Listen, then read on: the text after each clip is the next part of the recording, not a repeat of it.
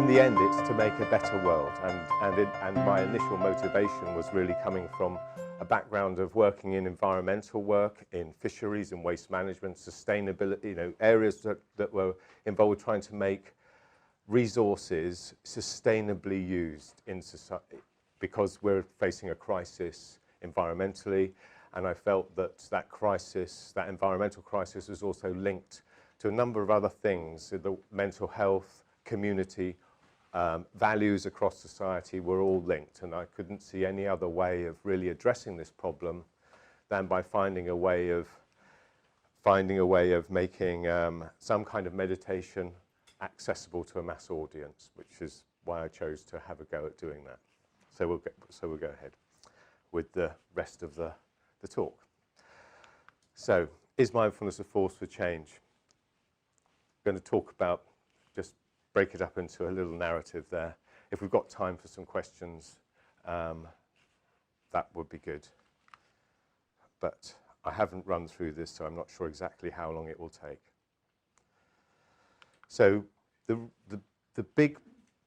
theme here is about really how we understand the sense of self and how that drives our behavior socially, and how this makes us think, and how this is working, and how possibly we can begin to understand that and change that. So we evolved in an environment, and its characteristics that made us, shall I move this little, of, it's these qualities of cooperation, sharing and caring, capacity for autonomy and intimacy are I think, the essential ingredients of the human being, and how we survived in our evolution in small bands over several 100,000 years, or evolved over several million years, with those characteristics being peculiarly well developed in us as human beings. If you like, this is our original human nature.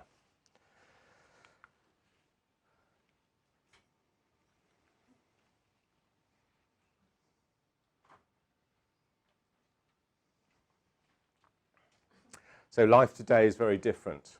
Very large numbers, all sorts of challenging things confronting us from moment to moment. We're told that we've got to compete. We're told that we need to own property. We're told that we must be self-reliant, and everything that we do, we've got to be responsible for meeting our own needs, and that's an individual thing. We function in hierarchies because different people have different levels of power and authority. We sacrifice our autonomy for the benefits that the working for an organization or a culture or a society or community may bring us. And increasingly we're experiencing disconnection from community, from the richness of life itself. If we compare these two social situations, the kind of threat that the early humans experienced and most animals experience is sporadic and life-threatening. It's very unpredictable, and it's a very serious threat. But most of the time, humans or social animals will be in a situation where they feel comfortable with people around them and safe with people around them, working together, doing the daily tasks to provide food, to look after the children, to behave as a group, to bond as a group. In modern society, the most important thing we're told in many ways is how we look. Do we have high status in a hierarchical position? And this produces a very frequent, predictable and low-level threat to our sense of status. And we're continually working to improve that. And it's our individual responsibility. The sense of self that we have that can achieve our needs is individual. I don't really know how you would describe the sense of self of the early humans, but it's not really, it's very different, and it's shaped by very different conditions of threat to their sense of survival. And the result is today, very high levels of mental health problems. That's one of the big results, and that's one of the reasons why mindfulness meditation came into a therapeutic form. Seems we have one or two little bits of problem here with the... Okay, so these clash of cultures that we're dealing with, these two different sort of polar opposites. I'm exaggerating them to make them as clear as I can as distinct ways of working that human beings have. The modern society, which has evolved over perhaps 10 or more thousand years into these hierarchical structures. So, one Christian comment, the replacement of Judeo-Christian values with the idol of self is a formula for human self-destruction. The love of God was about the sacrifice of self-centered interest for the good of the other. So these are basic themes that I think I think are really key issues that I'm trying to address, but from a non-theistic or non-revealed tradition, just trying to explain why they're important to us and why we need to think about these things. But they're very closely related to a Christian view of the world. This is an interesting quote that I've come across. I'll read it to you. It's from a Rwandan villager talking about the visits of Western psychotherapists to deal with post-traumatic stress disorder. We had a lot of trouble with Western mental health workers who came here immediately after the genocide, and we had to ask some of them to leave. They came, and their practice did not involve being outside in the sun, where you begin to feel better. There was no music or drumming to get your blood flowing again. There was no sense that everyone had taken the day off so that the entire community could come together to try to lift you up and bring you back to joy.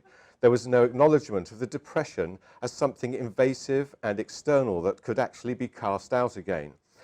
Instead, they would take people one at a time into these dingy little rooms and have them sit around for an hour or so and talk about bad things that had happened to them. We had to ask them to leave. It's not really very funny. It's very, very sad. So this is a very respected clinical psychologist that was very critical of this individual self, and he felt it was interweaved with a whole series of assumptions about power and authority in our society. He was director of clinical psychology, the head of clinical psychology or psychological services in Nottingham for a number of years, and honorary professor. So he came to the conclusion that this idea of this separate self was a cornerstone to many of the economic and social problems we have. Now, I'm calling this psychological mindfulness, the evolution of something that has come out of the Buddhist tradition. The new form of applying what we understand as mindfulness today as a psychotherapy, which has come into society, into Western society in a popular form, was evolved in the early 20th century for political purposes to make the lay population of Burma able to feel ownership of the Burmese Buddhist identity under colonial rule. This fellow is a chap called Lady Sayadaw, and he persuaded people, came up with an argument that said that merely by observing the processes of experience, this would produce the insights that traditionally would have been taught in the Buddhist tradition that would have a liberating potential. In the context of Burmese Buddhism at the early 20th century, on the colonial period, this would have still been within a context of a Buddhist culture. But this system really became very appealing as a psychological self-reflection system and moved to the West. It became something that I would argue is very much self-oriented rather than within a traditional culture. It changed its meaning. It became something that came out of this was a kind of abstract thing of the present moment, something to do with applying that non-judgmental attitude to present moment experience. I think there are a number of problematic implications of this, and I think there are sort of philosophical issues with it as well, that from a Buddhist point of view. But this is something that grasped the popular imagination and became very close to New Age thinking that can be used in ways to support ideals of the sort of,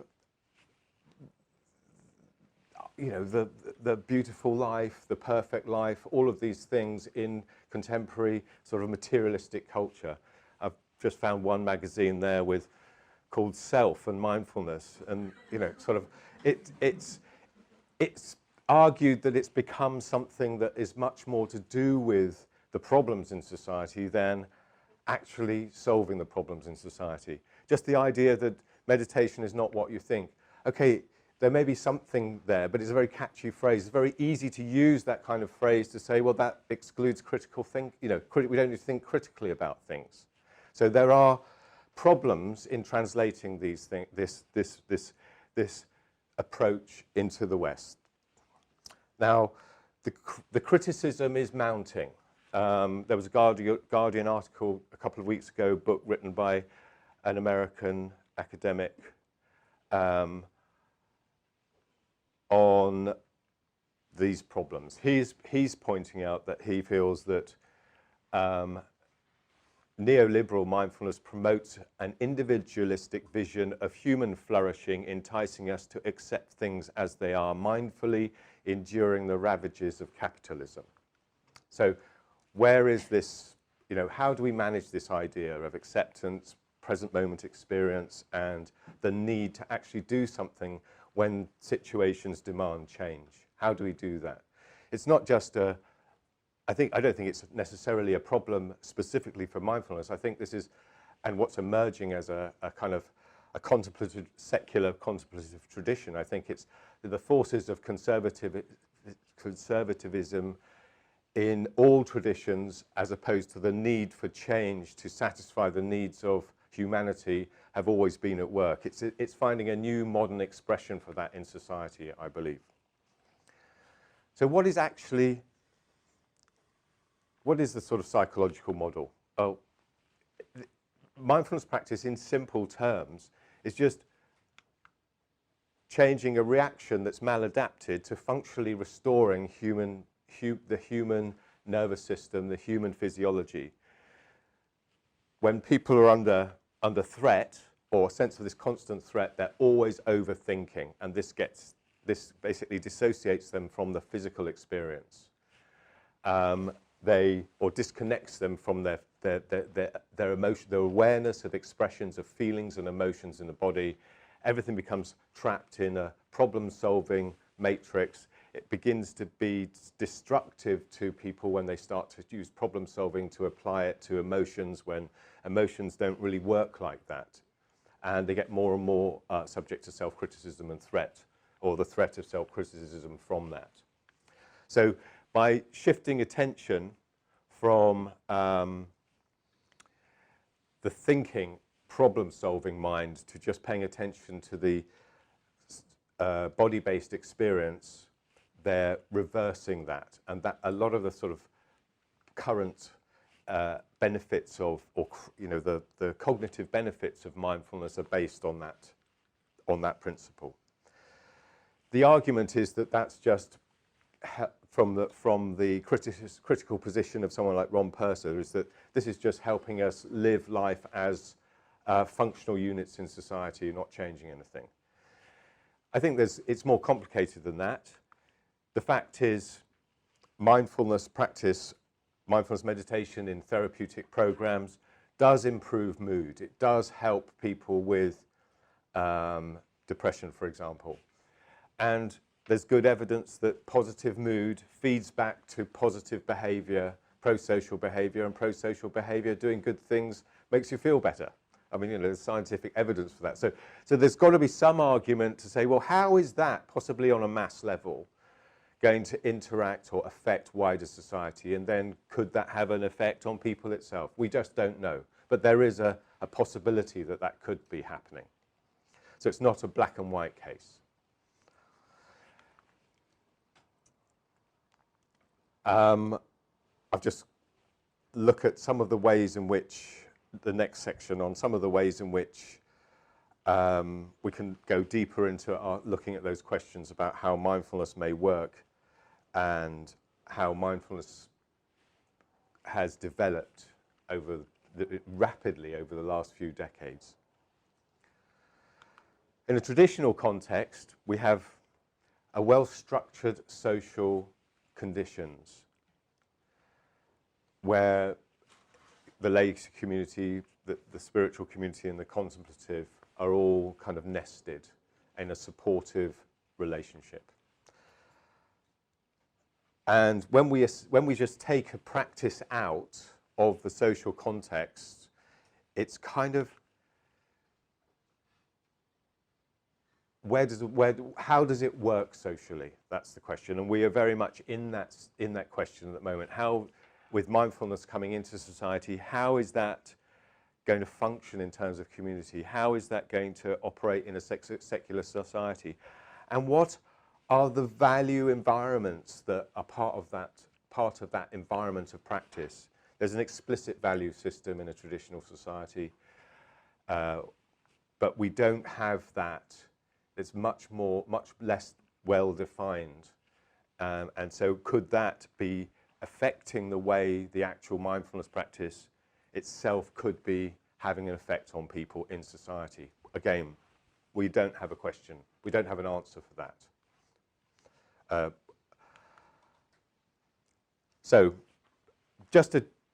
I won't go through all of this, but it's a very, very simple process that mindfulness meditation is involved with, to do with directing attention at an object,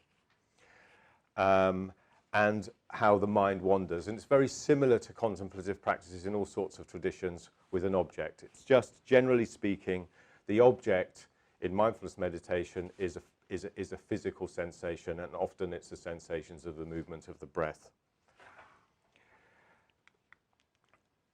And then there's a second form of practice. As concentration can be relaxed, the mind begins to wander in a down-regulated or emotionally calm state. So there's no longer the need to hold effort, the effort of controlling attention.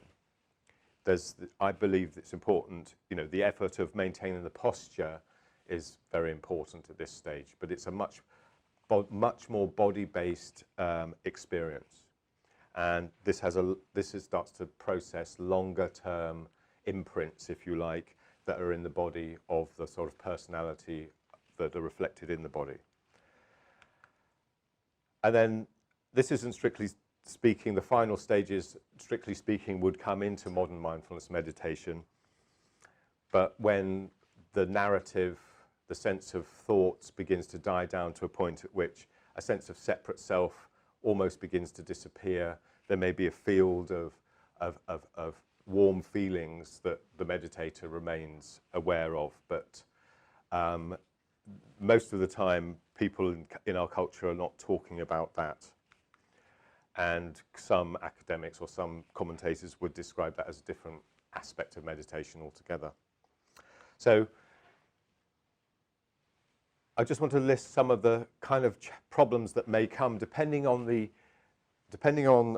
kind of cultural, social context, the community in which the practice is taking place. If it's just purely a sort of physiological attentional process, how does that function with all of the sense of the social context that it exists within? The critics would say that this is merely reducing it to a coping strategy, a psychological coping strategy, and enabling people to perform more effectively in what they do already. As such, it's effectively a form of social control. The second stage, slightly more, more developed stage, it could just become a kind of self-absorption. The comfort that comes out of it could be just replacing the need for proper, real social interactions. It could be devaluing the need for critical thinking, because there's always this refuge of comfort that can be automatically switched on, or we learn to produce. It could be creating a new kind of reality that doesn't need rational explanation. And it can lead possibly to a situation of ethical ambivalence. Possibly the last stages can have more damaging effects of a loss of a sense of self entirely, a loss of sense of purpose. If there's no sense of self, what are you trying to do? Is there any point in doing anything? Some people can have disturbing experiences, and these are common throughout, the kind of things that are common throughout contemplative traditions. But it's how you regulate them and how you understand them and how you interpret them that could be very important, potentially. And so it could become just an escape from society. Again, a similar criticism could be applied to many contemplative traditions. I'm just going to have a quick look at the Buddhist context of the broader value base. Don't wish to go into this in detail. I'm sure you'll... But the point is, here, right mindfulness is just one part of a catalogue or a whole complete path. It's not something that's extracted. And this, where we're talking about, where in the Eightfold Path, talking about right mindfulness has got very little to do with specifically a system of paying attention to moment experience. It's more about remembering the whole principles of causality and of ethics.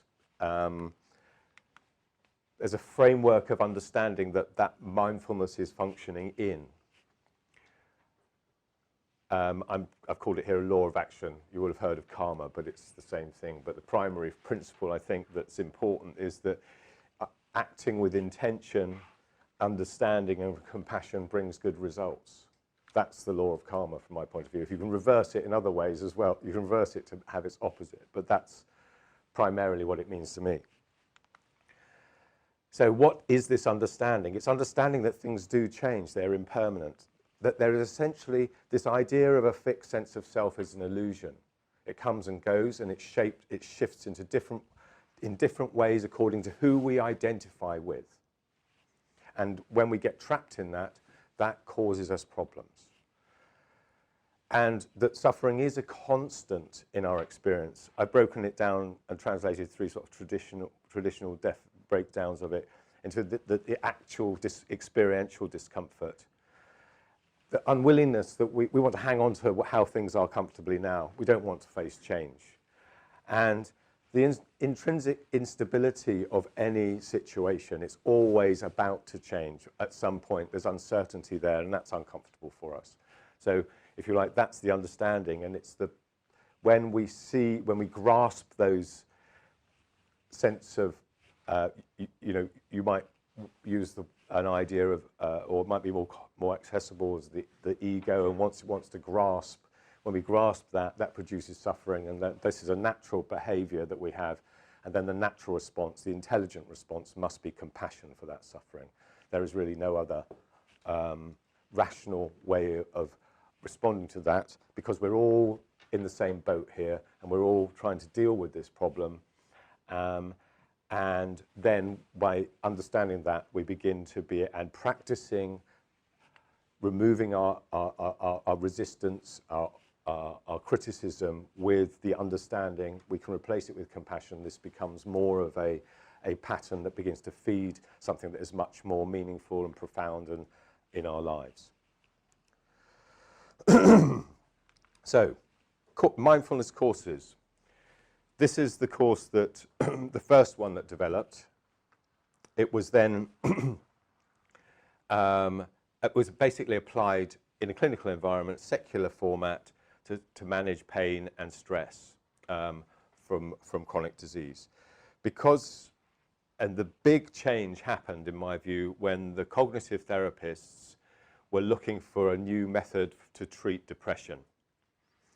And they used that course because it was a secular course and it had been trialled in a clinical or a hospital environment. And it was repeatable, so they could do a clinical trial with a repeatable intervention. Just to point out the significance of this, this is when these trials were coming to an end, 2000, around the millennium. You can see an explosion in scientific study. And it's that explosion in scientific study that really fueled the interest of mindfulness across society. It wasn't this book itself, it's the fact that it was a scientific study that made it accessible or brought it into a respectable field of clinical psychology. Then it was turned into a self-help book. So instead of it being a group therapy, it was a separate thing that people study on their own. And it begins to explain things more. I should point out that one of the key ideas behind this new form of meditation that emerged in Burma in the early 20th century is that direct experience, everything could be learned from direct experience. You didn't need very much to be told or explained theoretically. And that became more and more exaggerated in the 20th century as this form of meditation or merged with other forms of meditation that came into the modern culture in the 20th century. But here, from a group, so the social thing of the group and the direction of the teacher, the self-help book then is explaining more behind it, and it's doing it on your own. Then this was popularized in this self-help book, but now it's reducing stress, so it's much more of a popular book. It reduces the meditations to be much shorter, and it's much better explained. So it's all going towards a trend of explaining how to do this on your own, and better, more easily accessible. I then adapted that method for the workplace. That's just a chapter in a book about it, but that was just in applying these approaches to a much more sort of workplace teaching methodology of how to teach in a classroom. And this is, I've just self-published this book, which is really trying to change the flavor of this whole direction. It's as to to make mindfulness a social function. It regards stress as a normal reaction to conditions. We're not trying to stop stress. In this approach, we're trying to understand it and understand how it's a normal reaction. And with understanding, then there is some depersonalization or loss of responsibility. It's no longer my fault. It's something that's happening. And understanding how it happens because of the way we construct a sense of ourselves and how we have to solve problems and how we have to achieve and how we don't feel good if all of those things, and how that is a social process and there are things wrong with it. So, and then it builds this in the group with consciously building the idea of social connection, of relatedness. So mindfulness becomes how we understand these things relating to each other, how we understand the way we create a sense of me and you, how we feel responsible, and how we feel stressed in a social context by working with the understanding the way we feel, or using this approach to understanding what's going on in our minds and our experience to understand the way we relate to each other. And then this has an explicit intention to say, so what do you do when you understand that? You've got to do something. How do you work together to create a better condition in the workplace or in a community? What do you need? So then there's an action there that comes from understanding all of that. So it's recontextualizing this development. Anyone who wants to read this book, you're very welcome to take a copy, and the charge is that you read it. So just briefly again, what's going on? It's an attentional training. It's got an attitude of curiosity. I think posture is important, stretching, releasing tension in the body. There's theoretical learning, and there's this group relatedness, working together. There are other behaviors in the classroom, describing experience, understanding the way we create identity and how this affects our decision making. It makes us biased, basically. And then awareness, and that's developing awareness through the body and listening in an interactive, in a dyad or in a group, and creating that language to describe experience socially. And then this leads to skillful communication and purposeful activity. So just to compare it with a gross comparison with a therapeutic approach, these are the basic principles of the therapeutic approach, and I've grafted onto them much more explicit social process and explanation to make it, in my view, something that's got much more it's much more of an empowering approach. So what's the idea? How do you explain this? So that if you're going to talk about things scientifically, in the end you've got to have an explanation that's got scientific validation. And I think some recent scientific work really does do this really well. It's about how the brain works to do with the systems that produce the storytelling and the problem solving. And something called social baseline theory, which has come out of ecology, actually, how groups work together. So what's going on in the brain? One big part of it is this storytelling bit, the higher cognitive stuff of the human brain, which switches on when we're not doing very much at all. It starts to tell a story of who we are. It starts to describe ourselves. We start to see ourselves in relation to other people. It helps us to think about others. In fact, I think the same mechanisms are involved. If we can think about what's going on with other people, we can also begin to imagine what's going on with ourselves. And describing future events, imagining stories, making sense of things. This is what we do. So that mechanism, it deactivates when we're focused on something. All of that stuff goes if we're, focusing on something. That brain network stops. Where does the self go? Where does the story go? It's not there. Failure to deactivate this at times impairs cognitive function and is associated with mental health problems. A lot of mental health problems are about just overthinking stuff, because I'd argue people under constant sense of threat. They're constantly trying to avoid that threat by solving the problem and being worried about what the effect is going to be on themselves. Interestingly,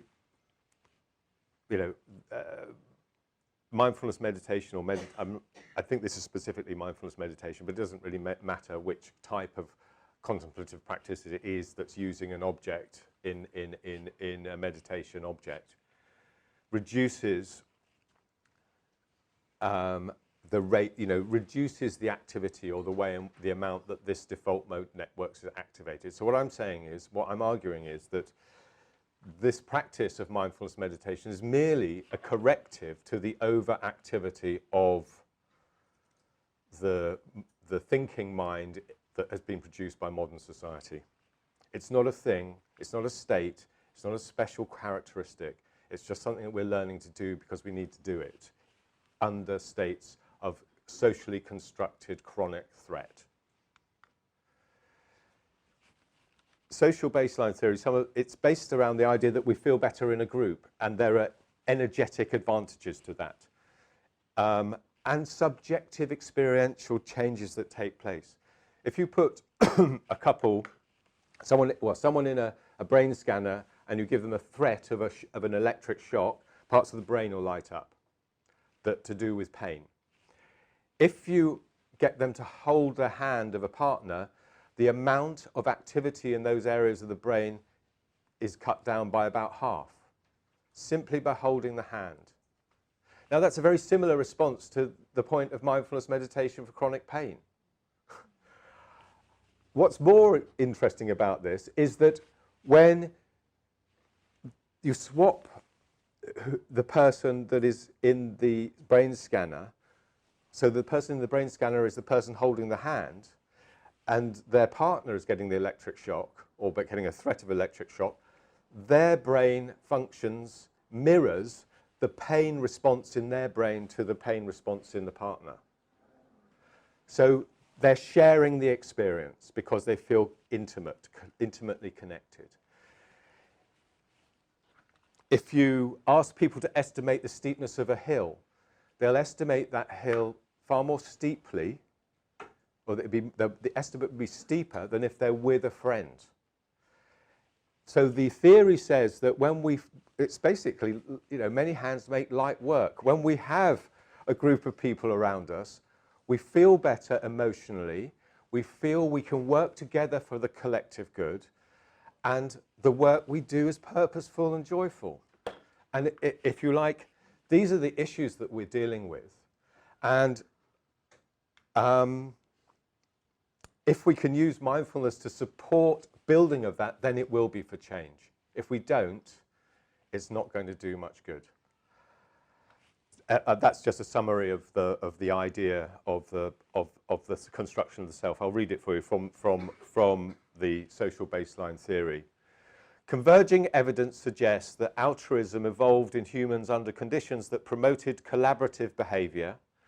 To achieve such behavior, individuals may need to expand their neural representation of self to include a superordinate unit, a dyad or group. By expanding representations of self in this way, humans promote the welfare of the group as if they are the group, if they and the group are approximately the same unit. There's a catch. There's another group that we don't like. And that's what this is about. This is the first magical object of an effigy of a being from another realm, a lion man, 40,000 years old. We used these symbols and objects to hold large tribes together that could defeat or displace other humans, Neanderthals, or hunter-gatherers. And it's the path of humans to have become more and more able to organize larger and larger groups.